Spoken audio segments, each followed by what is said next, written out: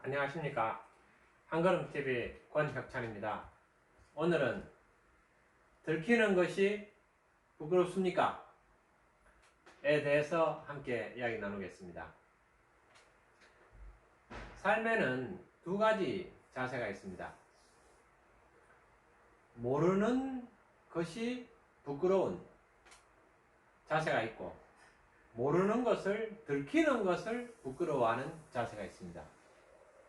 또 마찬가지입니다.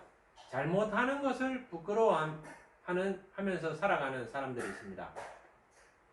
그런데 잘못하는 것을, 들키는 것을 부끄러워하면서 살아가는 사람들도 있습니다. 여러분들은 어떤 자세로 살아가고 계십니까? 물론 저도 들키는 게 많이 부끄럽습니다.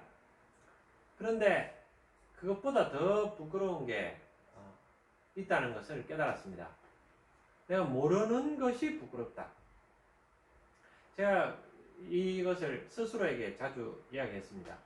혁찬아, 제 이름이 권혁찬입니다. 그래서 혁찬아, 저하고 대화를 합니다. 혁찬아, 모르는 게 부끄럽나? 모르는 걸 들키는 게 부끄럽나? 제가 생각을 해봤습니다. 그래, 당연하지. 모르는 게 부끄럽지. 들키는 게 부끄러운 게 아니다. 그렇게 그러니까 명확하게 깨닫게 되더라고요. 아, 그렇구나. 내가 이것을 구분해야 되겠다. 그럼 나는 근데 무엇을 부끄러워하면서 살아가고 있느냐? 많은 경우에 내가 들키는 것을 부끄럽게 여기면서 살아가고 있다는 것을 깨달았습니다. 어느 순간 그것을 깨닫고는 내 삶을 바꿔야 되겠다. 내 삶의 근본적인 자세를 바꿔야 되겠다. 이렇게 결단했습니다. 그래서 이 이야기를 자주 하고 또 스스로도 계속 이렇게 실천했습니다. 제가 지금 유튜브를 찍는 것은 여러분 어떻게 생각하십니까? 모르는 것을 부끄러워하는 겁니까? 모르는 것을 들키는 것을 부끄러워하는 겁니까? 저는 들키는 것을 부끄러워하지 않기로 결단했습니다. 지금 마구 들키지 않습니까? 저도 사회적인 사실 체면이 있습니다. 저도 어떤 역할을 하면서 사람들이 기대하는 그런 것들이 있습니다. 그리고 또 이렇게 있는 척, 잘난 척 이렇게 해야 될 그런 순간들도 있습니다. 그렇지만 제가 지금 그냥 들키는 겁니다. 그래서 얼마나 여러분들 보실 때 얼마나 형편없습니까? 얼마나 부족합니까? 잘 하지도 못하고 또 잘 알지도 못하고 뭐 그런 부분들이 많이 있습니다. 그걸 들키는 것을 제가 많이 부끄럽게 생각합니다. 그러나 더 부끄러운 게 있습니다. 내가 알지 못하고 내가 할 수 없다라는 것, 특히 내가 잘못한다는 것에 대해서 정말 제가 많이 부끄럽습니다. 이 삶의 큰 자세는 제가 이 큰 자세가 인생을 어떻게 바꾸는지 제가 예를 들어서 말씀을 드리겠습니다. 성경에 보면은 두 가지 부류의 사람이 나옵니다. 한 명은 다윗입니다. 또 다른 한 명은 사울입니다. 사울왕이 어떻게 했는지를 여러분들 다 성경에서 보셨지 않습니까? 제가 깜짝 놀랐습니다. 사울왕은 이렇게 했습니다. 사무엘이 그 제사를 지내야 됩니다. 사무엘이 제사장이기 때문에 제사장만 제사를 지낼 수 있습니다. 그래서 중요한 순간에 그래서 온 백성과 함께 사울이 사무엘 제사장을 기다렸습니다. 사무엘이 아무리 기다려도 안 오는 겁니다. 그러니까 사울이 제사를 그냥 지내버렸습니다. 지내고 나서 이제 자기 멋대로 해버린 거죠.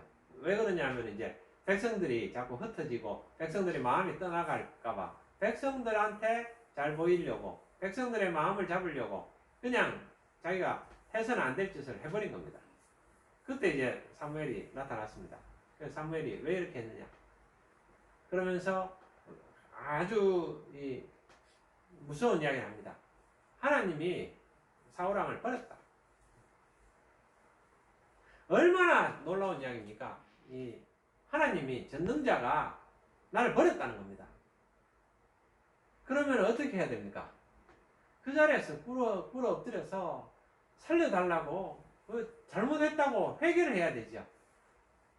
아이고 정말 잘못했습니다. 내가 진짜 하나님을 떠났고 이 하나님을 무시하고 사람만 쳐다보며 살았습니다. 내가 참 잘못했습니다. 회개합니다. 하나님 살려주십시오 하고 이 엎드러져야 됩니다. 꿇어 앉아야 됩니다. 자빠져야 됩니다. 그런데 사울은 어떻게 했는가 하면은 놀라운 그 이야기를 했습니다. 그 충격적인 이야기 들었습니다. 하나님이 사울 왕을 버렸다는 겁니다. 그 전능자가 나를 버리면은 내 모든 인생은 끝나는 겁니다. 그런데 사울 왕은 이렇게 이야기했습니다. 사무엘 보고 여러분 놀라지 마십시오. 정말 놀라지 마십시오. 이렇게 이야기했습니다. 사무엘 보고 알았다고. 하나님 나를 버렸다는 거 내가 알겠다. 그런데 한 번만 이번에 백성들 앞에서 나하고 같이 나갑시다. 이게 말이 됩니까? 정말 인간이 참 이렇게까지 타락하고 이렇게까지 정말 나빠지고 이렇게까지 한심할 수가 있구나. 이걸 제가 성경을 보면서 너무 깨달았습니다. 나하고 함께 나가자는 겁니다. 뭐 하자는 겁니까 지금? 사무엘이 하나님의 사람이니까 사울 왕이 사무엘하고 같이 있는 것을 보여주면은 하나님이 사울 왕을 인정하는구나. 사울 왕과 함께 하는구나. 이렇게 백성들한테 보여주자는 겁니다. 하나님은 사울 왕을 버렸는데 당신을 버렸다 했는데 그러나 버렸는 건 알겠다. 그런데 그 사람들한테는 그냥 하나님이 함께 하시는 것처럼 이렇게 좀 보여주자라는 겁니다. 사람들을 속이자는 겁니다. 사울 왕은 들키는 것이 부끄러웠습니다. 들키는 것이 두려웠습니다.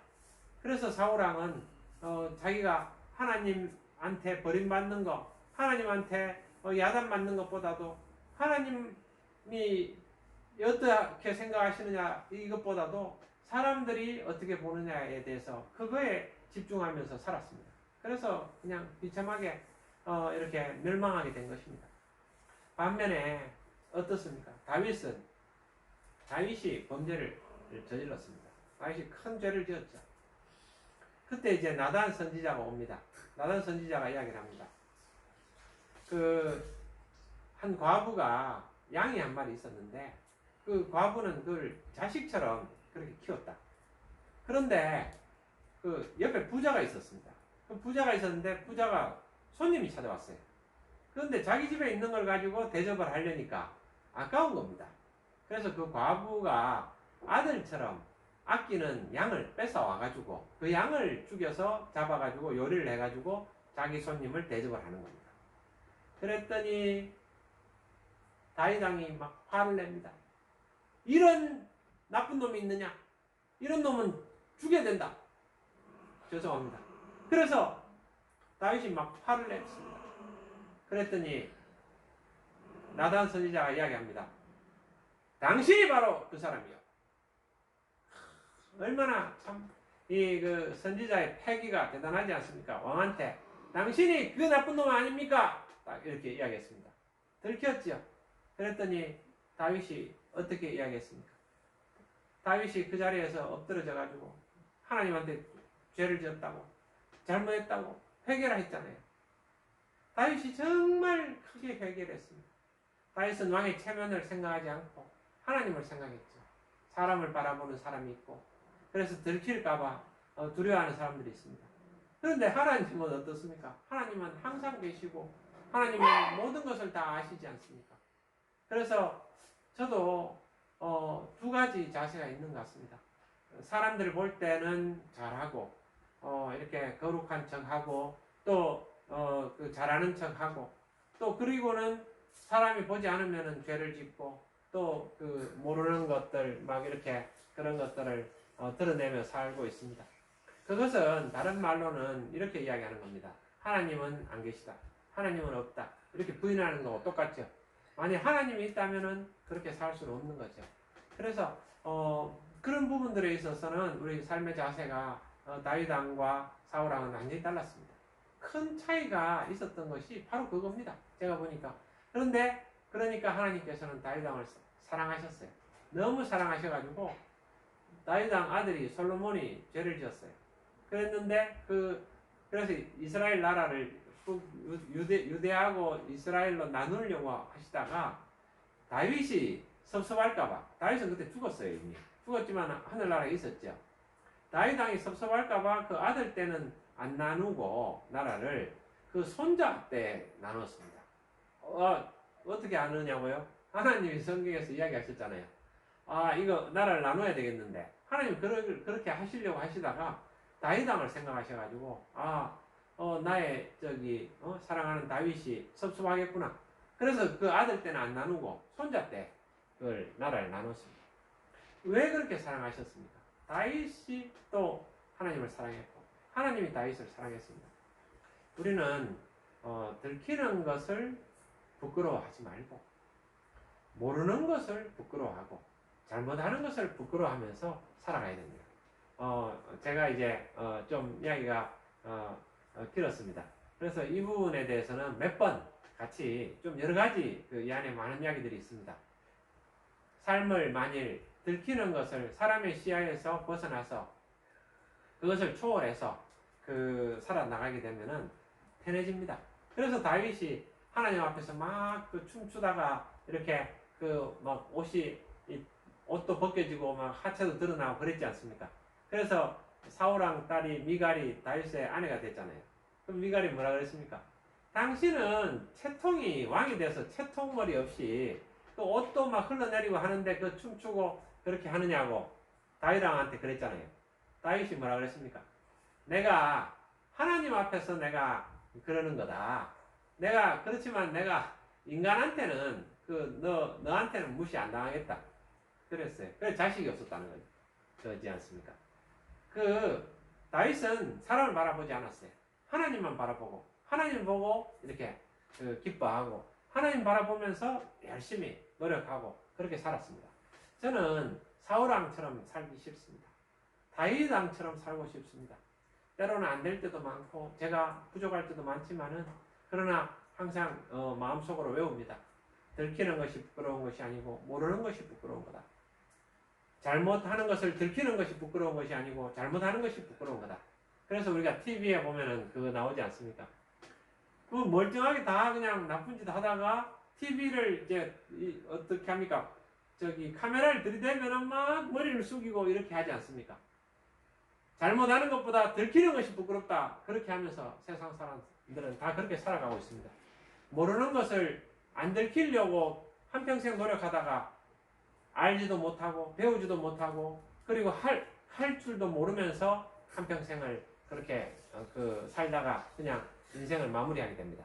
자, 여러분, 제가 여러분들에게 제안 드리겠습니다. 모르는 것을 부끄러워하지 말고 모르는 것을 부끄러워합시다. 잘못하는 걸 부끄러워합시다. 들키는 것을 부끄러워하지 말고요.